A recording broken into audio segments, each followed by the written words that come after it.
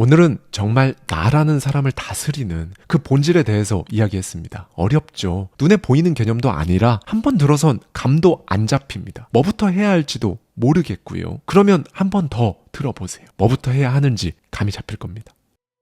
안녕하세요. 하와이 대저택입니다. 여러분은 성공합니다.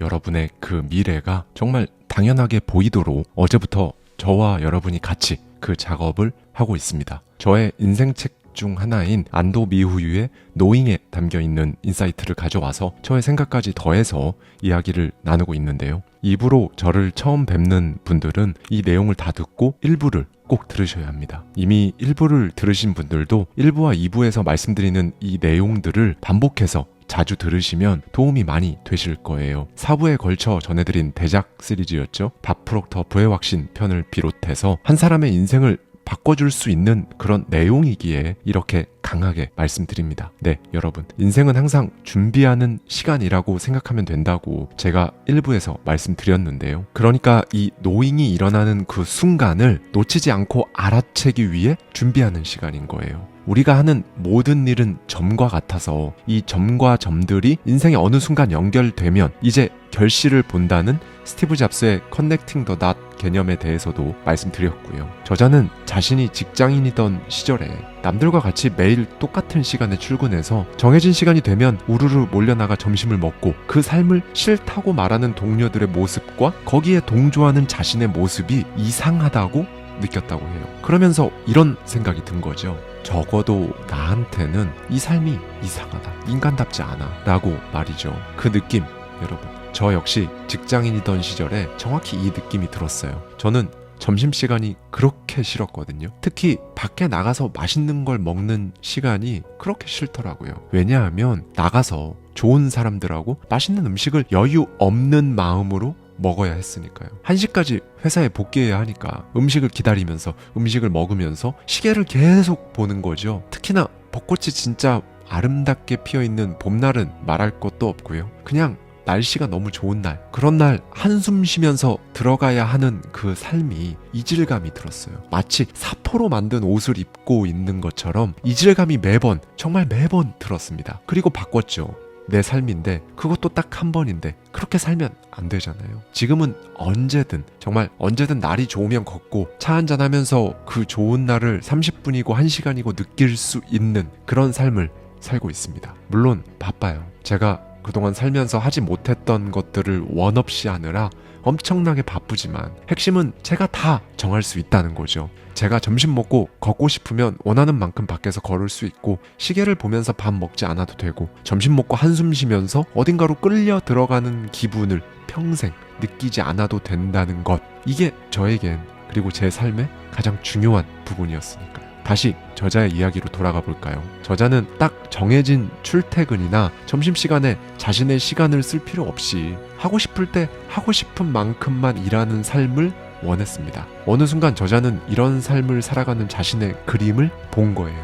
미국 뉴욕에서 도심 속 고층 아파트에서 노트북을 두드리며 일하는 자신의 모습을 봤다고 합니다. 그리고는 곧 자신의 느낌이 이끄는 대로 저질렀어요. 자신에게 갑자기 온 기회를 이거 기회다 라고 눈치채고 그걸 놓치지 않은 겁니다. 그리고 그는 정말로 자기가 생각한 그 지역, 그곳, 도심 속 고층 아파트에서 노트북으로 하고 싶은 일을 하는 삶을 살게 되었고요. 네, 저자는 미래가 이끄는 대로 우리가 끌려간다고 합니다. 저도 이 말에 동의하는데요. 이런 일을 겪어보지 않은 분들께는 생소할 수 있으니까 이렇게 설명하고자 합니다. 나라는 에너지의 질과 양을 잘 관리하면 알아서 좋은 일이 생기고 그 일들은 서로 연결되면서 바라는 순간이 나타난다. 네, 결국 나라는 에너지의 양과 질을 관리하는 게 중요해요. 인간은 결국 하나의 에너지라고 제가 정말 많이 말씀드렸죠. 에너지의 양이 높다는 게 뭘까요? 우리가 흔히 표현하는 카리스마,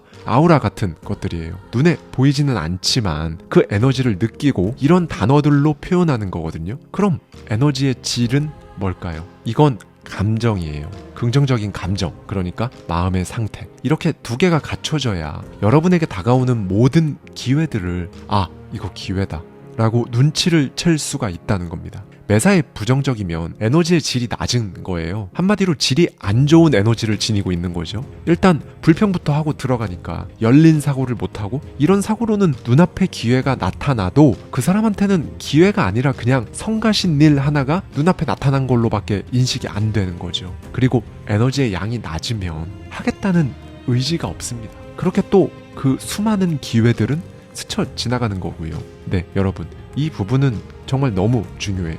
나라는 사람의 이 에너지의 재질, 질감을 바꾸지 않으면 뭘 해도 진짜 더 힘듭니다. 버거워요. 좋은 흙을 가져다 써야 좋은 결실을 맺듯이 가장 그 밑바닥, 본질에 존재하는 내 에너지의 양과 질을 바꾸는 건 정말로 중요합니다. 반대는 어떨까요? 에너지의 양과 질이 모두 높은 사람, 이런 사람에게 노잉은, 그리고 기회는 무조건 찾아올 수밖에 없는 거죠. 이거 하면 잘 된다, 이런 확신, 미래의 내 그림, 아마 여러분은 사실 다 어떤 확신이 있던 순간, 미래의 내가 보이는 그 순간이 분명히 있었을 거예요. 그런데 그게 노잉인지 기회인지 알아채지 못하고 지나갔을 거고요. 보다 정확히는 그냥 지나쳤는지 아닌지조차 알지 못할 겁니다. 이제는 그러면 안 되잖아요. 이걸 딱 눈치채야죠. 이제 에너지의 양과 질을 끌어올리는 방법을 말씀드릴 건데요. 저자는 인생을 4가지 단계로 구분합니다. 1. 욕망. 그저 불평불만의 욕망을 채우는 단계입니다. 2. 생각. 나와 타인을 생각하는 단계죠. 3. 행동. 이제는 나와 타인을 위해 행동합니다. 4. 사명. 어떤 일에 책임을 느끼고 나아가는 단계죠. 저자는 말합니다. 우리는 이 4가지 단계에서 각각 주어진 과제들을 해결한다. 그리고 단계별로 충족이 되지 않으면 다음 단계로 절대 나아갈 수 없다. 욕망의 단계는 먹고 싶으니까 먹고 가고 싶으니까 가는, 그야말로 내가 하고 싶은 일을 하면서 마음을 채우는 단계다. 흔히 맛집을 찾아가는 것, 주목받고 싶은 것, 복수하고 싶은 것, 각종 승부욕과 명예욕이 여기 속한다. 네, 사실 대부분은 이 1단계에 속해요. 2단계부터는 이제 시야가 넓어지면서 하고 싶은 일이 생깁니다. 불평불만이나 분노에서 시작된 욕망이 충족되면 이제 더 나아가서 어떻게 살아야 하나 생각하게 되는 거죠. 예를 들면 맛있는 게 있으면 그걸 나만 먹는 게 아니라 내가 아끼는 사람에게 주고 싶은 마음이 생기는 단계인 거예요. 그리고 3단계에서는 비로소 그 생각이 행동으로 나타납니다. 좀 더 넓은 범위의 타인을 위해 일하는 게 즐거워지죠. 이를테면 내가 맛있다고 생각한 그 가게가 코로나로 힘들어하니까 리뷰라도 정성스럽게 써야겠다, 이런 수준의 생각과 행동을 하게 되는 거예요. 그리고 이제 마지막 4단계는요, 비로소 책임감, 사명을 느끼는 단계입니다. 사실 1, 2단계에 있는 분들은요, 4단계에 있는 사람이 막 더 큰 무언가를 해야겠다라는 말을 하면 그 마음을 이해하기가 쉽지 않아요. 결국 돈 벌려고 저러는 거구나, 이렇게밖에 생각이 안 되는 거죠. 네, 이렇듯 인생에는 4단계가 있어서 우리는 각각의 단계에서 다른 단계의 사람을 이해하지 못하며 살아갑니다. 그런데 사실 누군가를 이해하고 이런 건 필요 없어요. 내가 지금 어디에 있나, 내 단계를 이해하고 나는 어디까지 갈 것인가, 이것만 생각하면 됩니다. 여러분, 분명한 건요, 각 단계를 거쳐야 한다는 거예요. 1단계죠. 자신의 욕망이 채워지지도 않았는데 다른 누군가를 행복하게 하려고 하는 2단계로 점프하는 거 쉽지 않아요. 오래 가지도 못하고요. 자신의 욕망에 솔직해진 다음에 이제 그때 바라는 바를 생각하고 이룰 수 있는 거죠. 그리고 이 노잉은요, 삶의 4가지 단계 중 어느 단계에서든 나타날 수 있어요. 여러분이 어떤 단계에 있든 여러분에게 매우 중요한 시기에 나타난다는 건 동일합니다. 그리고 에너지의 양과 질, 이 2가지가 다 높아야 노잉을 정확히 캐치할 수 있다고도 말씀드렸죠. 에너지의 양은 삶의 4단계 중에 1, 2단계, 욕망, 그리고 생각과 연관이 있습니다. 일단 에너지의 양은 욕망의 크기, 생각의 양, 신념의 정도가 클수록 많아지죠. 성공을 위한 필수 조건입니다. 그런데 여기서 에너지의 질을 관리하지 않으면 소위 파이팅 넘치게 안 좋은 길로 빠지는 거예요. 압도적인 카리스마를 뿜을지라도 사람이 어딘가 불안정합니다. 에너지의 질은요, 감정이나 마음 상태, 그러니까 우리가 지겹도록 듣는 긍정적인 마음 상태와 연관이 있어요. 네, 불평불만, 뭘 해도 안 좋은 쪽으로 생각하는 사람은 이 노잉의 순간을 느끼기 힘듭니다. 일부에서 소개한 무라카미 하루키의 사례를 생각해보세요. 본인 처지가 지금 어떻든 간에 내면을 풍요롭게 다스린 결과 화창한 날씨에 본인이 소설을 써야 한다는 노잉을 알아채고 결국 성공을 거머쥐었죠. 본인이 만약 이놈의 긍정적인 마음 상태가 태생적으로 힘들다 그런 생각이 드신다면 일단 감정이란 걸 중립으로 만드는 연습부터 하셔야 합니다. 만약에 여러분이 불평불만이 느껴지신다면 거기에는 어떤 두려움이 녹아있는 거예요. 그 두려움엔 오랫동안 품어온 여러분의 생각이나 고정관념이 고스란히 녹아있다는 걸 깨닫는 것만으로도 생각보다 인생이 많이 바뀝니다, 여러분. 그리고 이걸 파헤치는 방법은요. 여러분이 불평, 불만, 우울감이 느껴질 때마다 그 모든 상황에 왜를 붙여서 스스로와 대화를 해보는 거예요. 그게 왜 불편하지? 왜? 하다 보면 저 깊은 곳에 내가 뭘 숨기고 있는지 알게 됩니다, 여러분. 그리고 이 부분이 중요한데요. 이 감정을 느끼는 센서가 녹슬지 않게 해야 해요. 여러분이 원하는 여러분의 모습, 원하는 것, 원하는 삶이 뭔지 찾기 위해서는 뭐가 좋고 뭐는 싫다라는 감정을 느끼는 센서가 녹슬어 있지 않아야 하거든요. 네, 원하는 것의 진짜 의미, 그리고 그게 도대체 뭔지 정확히 아는 사람보다 사실 모르는 사람이 훨씬 많습니다. 여러분도 혹시 내가 아무리 고민해도 답이 안 나온다 하신다면 이 감정 센서를 점검해 보세요. 에너지의 질이 낮아서 이 센서가 마비되어 있는 상태면 사실 좋아하는 음식이 뭐냐, 좋아하는 옷 스타일이 뭐냐는 질문에도 답을 못 하거든요. 꽤 많은 분들이 다른 사람에게 질문을 받기 전까지 자기가 뭘 좋아하는지에 대해 생각할 생각, 필요조차 느끼지 못하고 살아갑니다. 이때는 어떻게 해야 할까요? 물어보는 겁니다. 나는 뭘 좋아하지? 음식점에서, 카페에서, 백화점에서 스스로 진짜 뭐가 좋고 뭐는 진짜 싫은지 상황마다 딱 잡아내는 거예요. 이것도 일종의 연습이 필요하다는 거죠. 그리고 이게 바로 그동안 녹슬었던 감정 센서를 닦아내는 과정입니다. 이렇게 계속 하다 보면 감정 센서가 제대로 작동하겠죠. 내가 뭘 좋아하고 뭘 싫어하는지 정확히 알 수 있게 되는 겁니다. 여러분, 이걸 하셔야 한다고 제가 말씀드리는 이유는 딱 하나예요.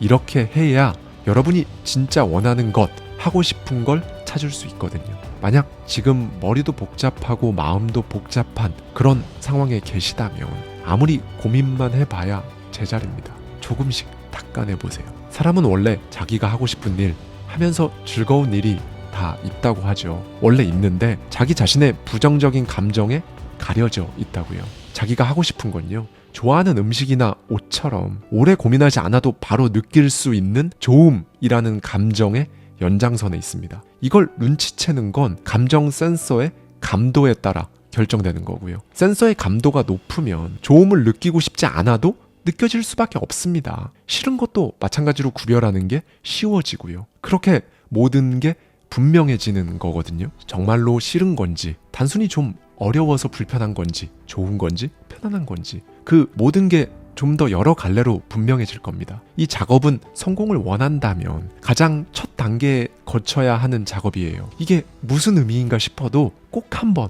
해보셨으면 좋겠어요. 나 하나 다스리지 못하면서 무슨 성공이야 싶은 마음으로 여러분의 감정을 파고드십시오. 네, 여러분, 이 노잉의 순간은 만들어내는 게 아닙니다. 그러니까 이게 언제 오나, 나는 이렇게 매일 마인드셋도 하고 소리내서 말하고 손으로 써보고 시각화도 해보고 이렇게 애쓰는데 이번 달?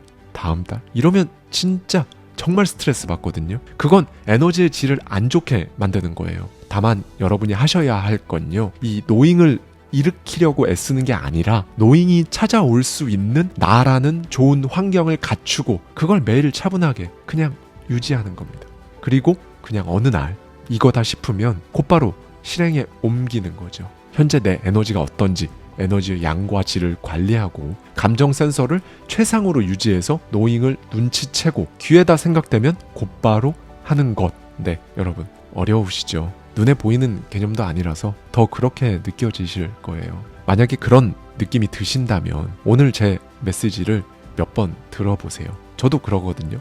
저도 책을 읽고 뭔가 감이 잡힐 듯 말 듯 할 때는 바로 2회독을 들어갑니다. 책에 따라서는 3회독 이상 할 때도 있고요. 그러면 신기한 게 이제 감이 잡혀요. 혹시 여러분의 하고 싶은 일 리스트에 온라인 영어 수업 듣기라고 적혀 있진 않으신가요?